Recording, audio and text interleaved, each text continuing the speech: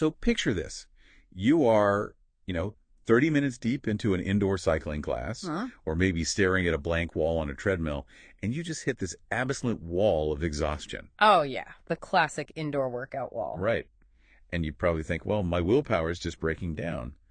But what if it is actually your brain just begging for an invitation to step outside? I mean, that is the entire premise we are unpacking today. Exactly. So welcome, listener, to today's deep dive into Ori Karim's manifesto for the Brown Girl Hike Club. The core mission here is exploring how outdoor movement isn't just, some casual hobby.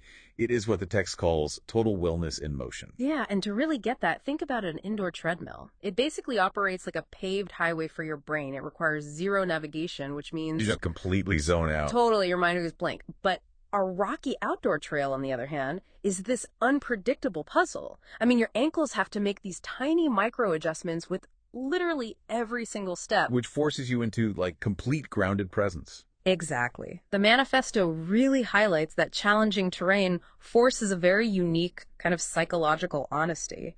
There's actually this brilliant quote in the text, a hill does not care about your title.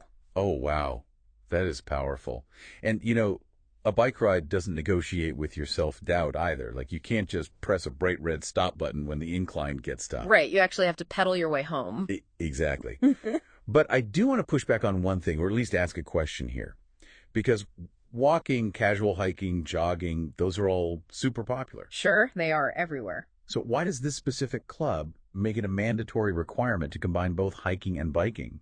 I mean, couldn't you just get the same cardiovascular benefit from, say, an indoor stair stepper and a spin bike? Well, if you look at the biomechanics and really the psychological triggers, those two indoor machines isolate the body in a very predictable way. Oh, I see. But outdoor hiking and biking act as these opposing complementary forces. Hiking forces this slow, grounded stability, right?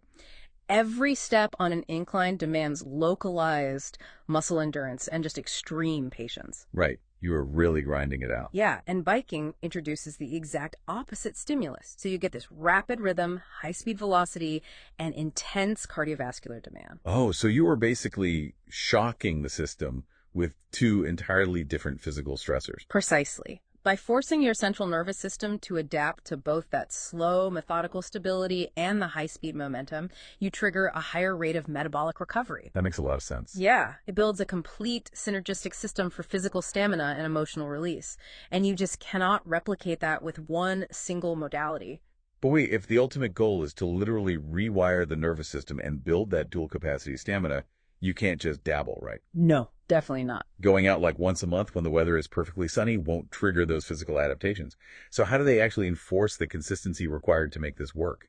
Well, that necessity for habit formation is exactly why Karim rejected the whole casual weekend meetup model. Right. The organization is strictly structured as a health club. It is built entirely around systems, tracking, and progressive goals. Which they break down into tiers, correct? Yes, 3 specific tiers. You have hikers, who focus on trail exploration and strength, then riders, pushing cycling and endurance, and finally hybrid athletes, who tackle both. Let's pause on the underlying philosophy driving those tiers for a second, because the manifesto uses the phrase wellness beyond aesthetics. That is a really crucial point. Yeah. For anyone listening who has spent years tracking their progress solely by looking at a bathroom scale, what does expanding capacity actually look like, on a random Tuesday afternoon? It looks like breathing deeper. It is recovering faster after carrying heavy boxes up the stairs, or just going longer without fatigue. So it fundamentally rejects the mainstream idea that fitness is about shrinking the body. Absolutely. The tiers are psychological stepping stones.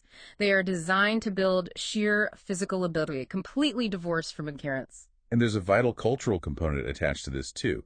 The text makes it clear that by taking up space in these outdoor environments, by being unapologetically strong and present, it claims visibility for women of color. Right. It actively changes the narrative of who actually belongs on those trails. Which turns the entire practice into, therapy in motion. It really does. It is about rebuilding trust with your own biomechanics.